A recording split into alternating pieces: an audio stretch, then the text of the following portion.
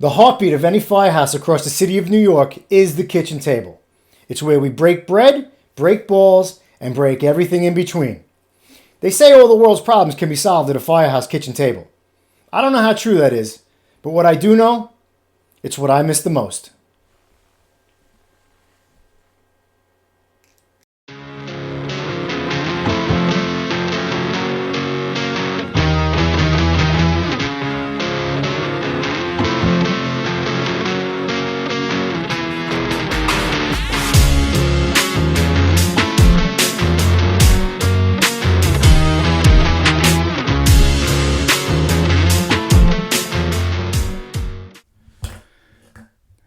Good morning. Super Bowl Sunday, February 11th.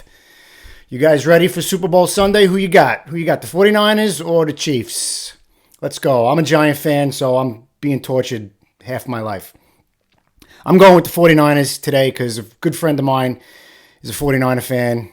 Always been a 49er fan. Wish him luck. He deserves it. He's a good dude. Going through a lot. That's for you, Matt. Let's go 49ers. But honestly, all bullshit aside, I don't care. I don't care who wins. I just want to see a good game. Today, usually I start out with reaching out. If you need help, mental health, reaching out, all that shit. If you've been watching the episodes, this is number 10. Been doing this 10 times. I got on this microphone and spewed some shit to you guys. Got some stuff off my chest.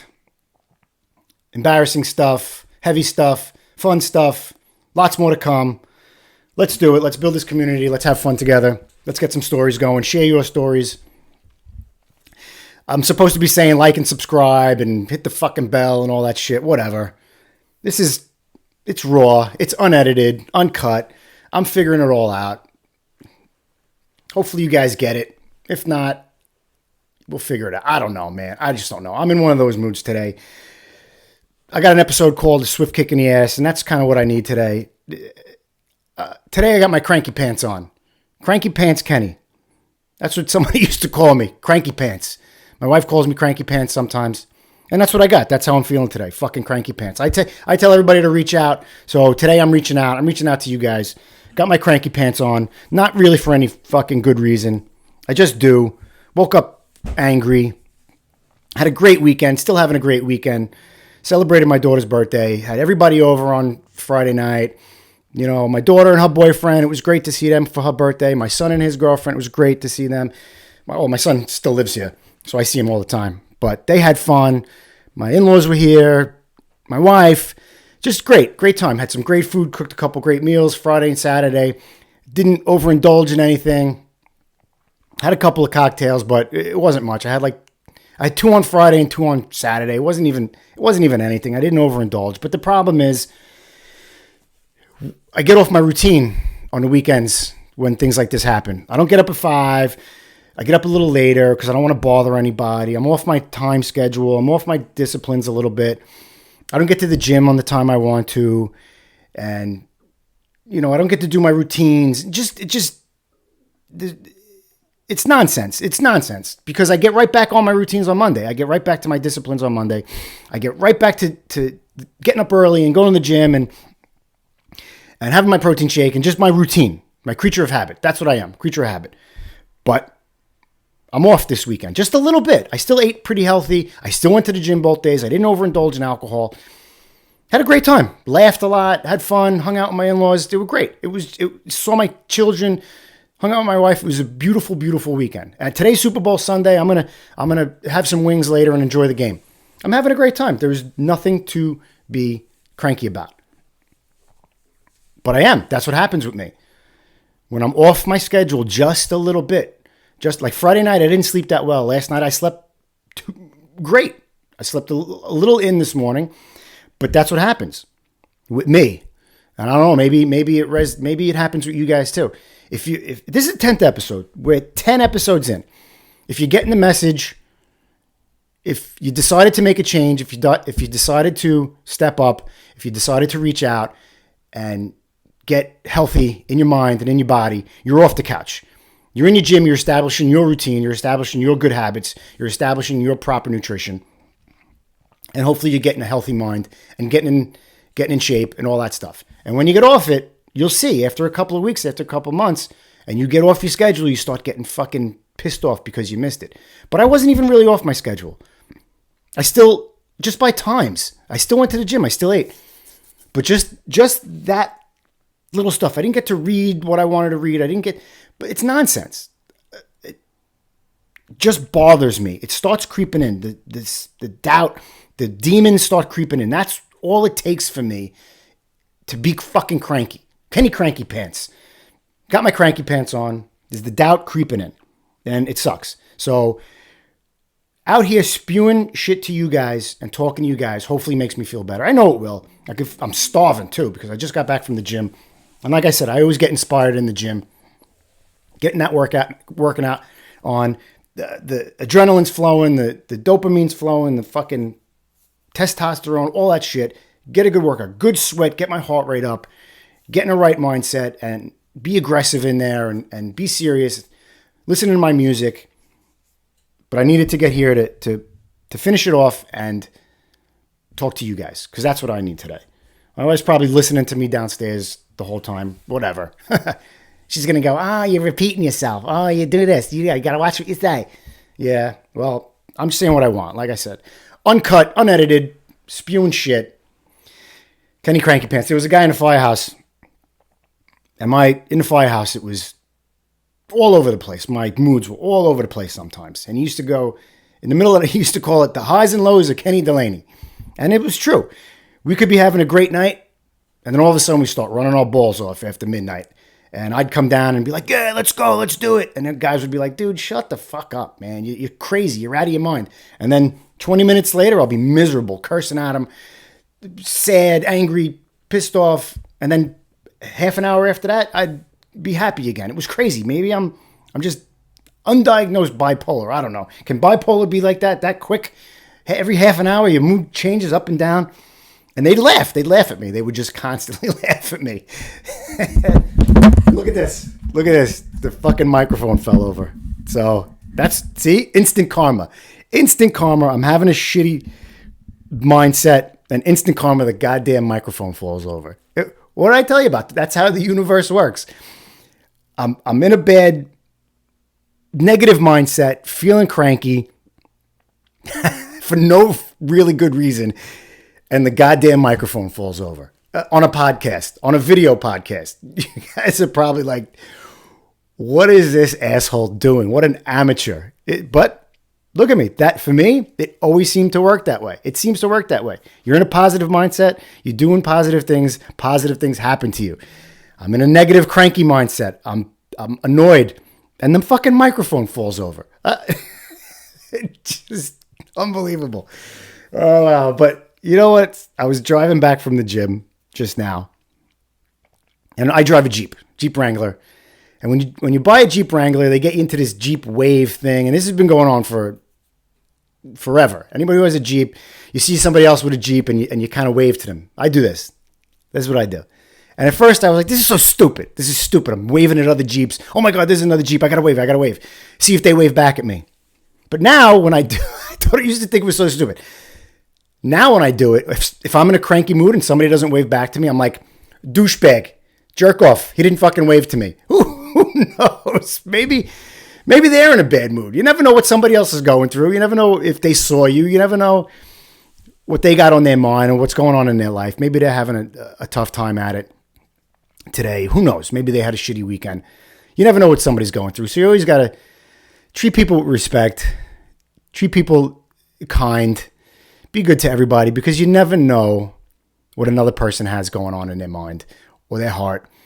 Maybe they're just having a shitty day, or just a lot of things have gone wrong for them, or they're just in that negative mindset and negative things keep happening to them.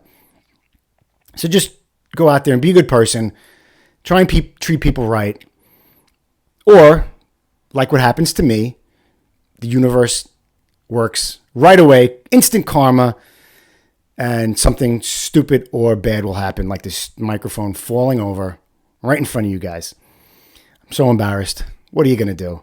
That's life. Uncut, unedited. I'm not taking that out. That's staying in there. Just to hopefully give you guys a laugh. I laughed. I don't know. What can we talk about today?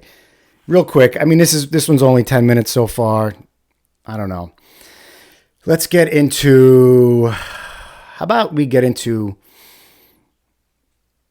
my first fire? How about that? I'll tell you a little fire story real quick. So my first Firehouse, Engine 220 in Brooklyn. I was a probie. Got assigned there out of probie school. Great place, great guys. The house was immaculate. It was like a fucking castle. It was maintained really well. The guys took care of it. It was two separate houses, the engine and the truck. The engine had a 3-story house because that was the original house. And then at some point, I don't remember the exact year. Don't fucking sue me. But they put a truck in there. And the truck is a 2-story building. And the houses were separated. There was a wall down the middle. And they had 2 separate house watches. Up until like 5 or 7 years before I got there. 2 separate house watches, 2 separate firehouses, 2 separate companies. Until they broke through the wall in a couple spots and connected them. Made it 1 house watch, 1 kitchen, and connected the guys. For years, these guys fucking couldn't stand each other, I guess. I don't know.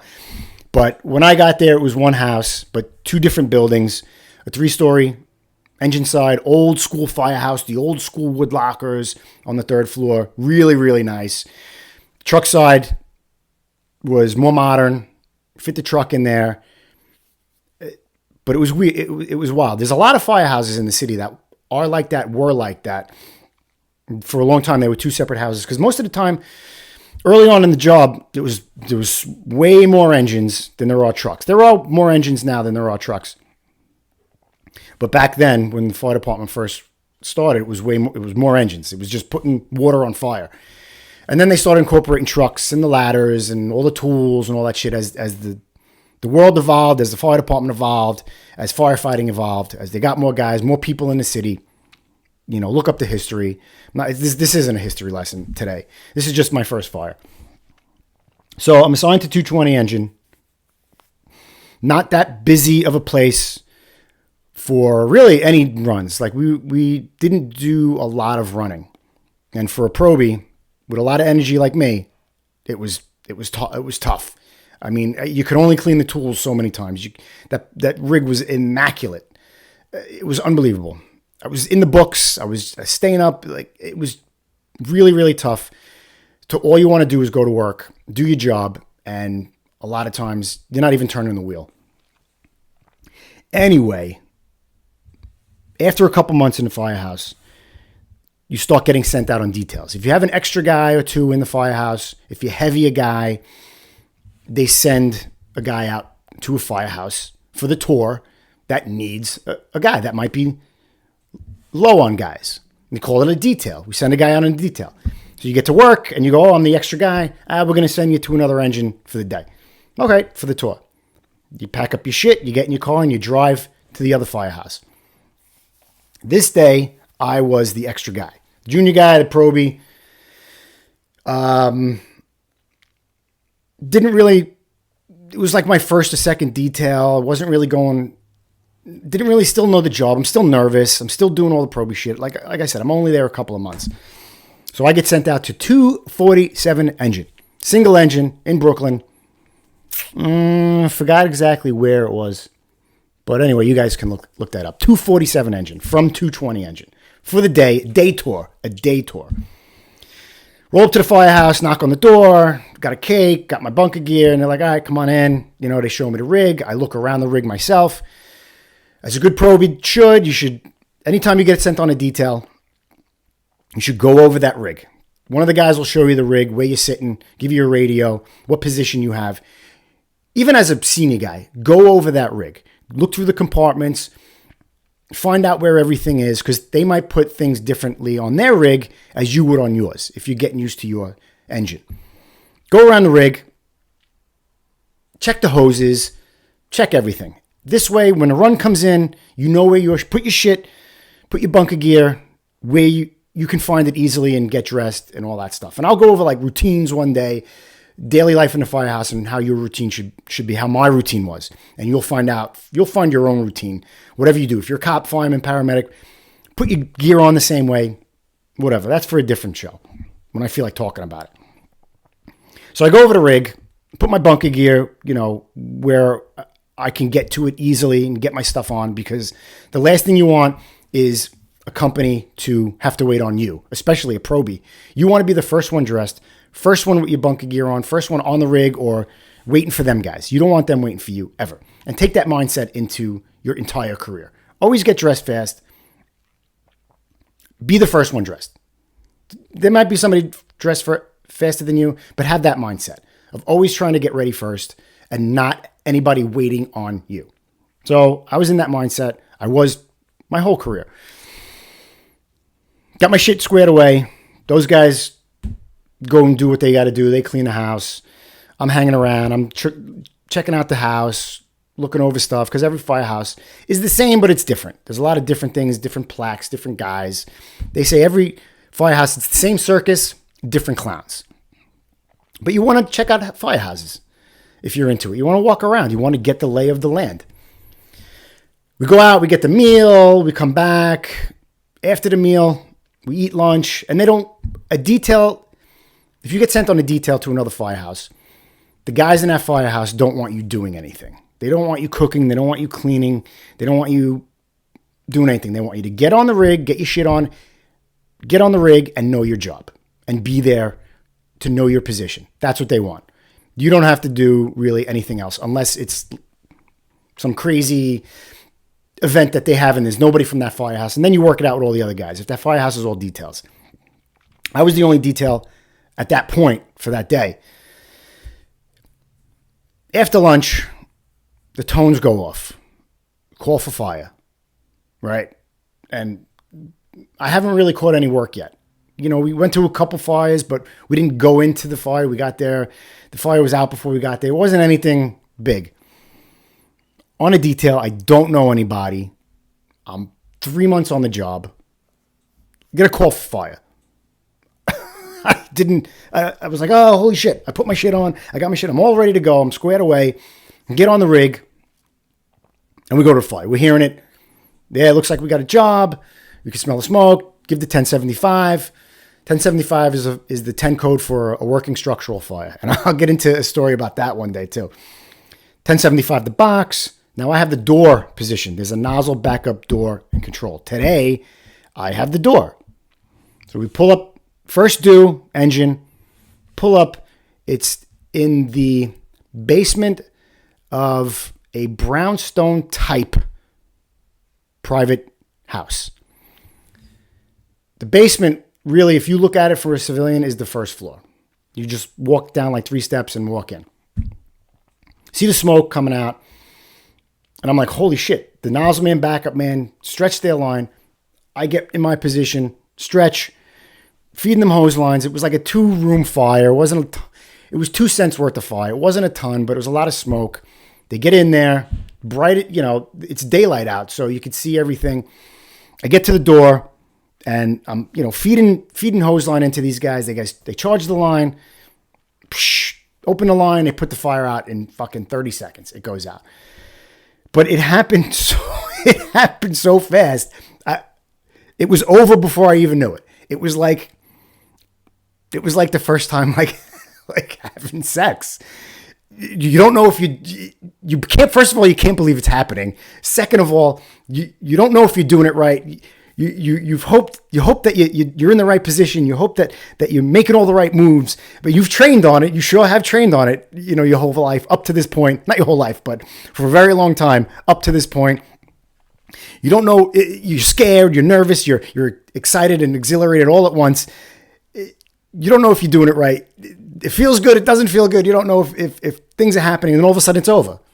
And you're like, that's it? It's over? It's done? And then you start telling the guys, "Oh, hey, was it good for you? Was it? How did it feel for you? Where were you?" So, I'm telling you, your first fire will happen so fucking quick because your mind is racing in every direction. You don't know if you're doing it right, but if you've trained on it, your training will kick in. If you just get your routine down and you constantly get muscle memory of how to train, how to stretch hose lines, how to go over shit, constantly going over it, constantly going over in your mind.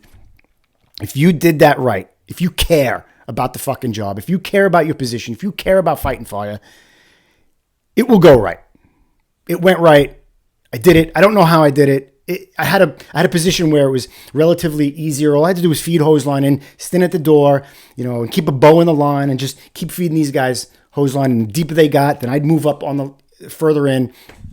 But the smoke, the heat, it was quick. It was like, holy shit. And then it was over. And I was like, oh, that's it. We're packing hose like it's over. And these guys, like professionals, went, yeah, that was it, kid. What did you do? We talked about it real quick. And then we went right back to work. And then we went right back to the firehouse. And it was like, holy shit, it's done. I caught my first job. I can't believe it. I broke my cherry. And that's what happened when I got off my detail and I went back to the firehouse. All the guys were there. Oh, you broke your cherry. Tell me about it. It was like, they all hugged me and they're like, yeah, high fives. And I sat at the table and I told them every step that we did, every step that I did, every step that I remember going on, where the fire was, how deep it was, how many rooms it was, who else was there. I sized up the building, all that stuff. It was just so quick. So things like that are going to happen. Before you know it, you just got to be prepared for it. If you constantly train, if you constantly go over the stuff in your head, if you're constantly reading, you will be ready. It is better to always be ready than to have to get ready. If you have to get ready, you're behind the eight ball. And especially if you're a new guy, especially if you're a probe, you got a couple years on the job, you should really never get out of this mindset. Always be ready. Be ready to fucking go. So many times in the firehouse, I checked the rig the same way. I put my bunker gear the same way. I read. I did something. Went over positions. But a big thing for me in the firehouse, especially as I got older and more time on and different positions that I had, I'd constantly go over in my head what I'm going to do. All right, I got the nozzle today. If there's a fire in this kind of building, I'm going to take my folds and I'm going to step down. I'm going to do this. I'm going to read. Just constantly going over scenarios in my head. If I had the backup, I'm going to wait for my guy. If I was driving, okay, I'm going to drive. I'm going to go left. I'm going to go right. I'm going to fucking pass the building. I'm going to get the hydrant. I'm going to backstretch.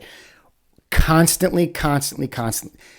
I was so mentally exhausted after having certain positions, after work, after a 24, I was mentally exhausted because I was constantly going over shit in my head because I always wanted to stay ready.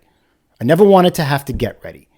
I always wanted to stay ready. And that's how you should always be. You should always be that way with training, with working out, with just your job, with life in general. If you stay in a constant state of readiness, you'll always be ahead of the game. So that's what I'm saying. Got my cranky pants on today, but this is making me feel better, believe it or not. Hopefully you guys like this one. I still can't even speak. I'm thirsty. Got dry mouth, but I'm keeping things unedited. I'm keeping things uncut. So, because it's real. I think transparency and honesty is the way to go. I think everybody will appreciate that. But that's it. That's it for today. Quick first fire story. It happened so quick. It was over before you know it. But that's it. I hope you guys enjoy the Super Bowl. Hope you guys have a good time. Don't overindulge too much because tomorrow's Monday and you got to go to work. You got to be present for your family. You got to do the right thing. All right? Remember, it must be true if you heard it at the kitchen table. I'll see you at the big one.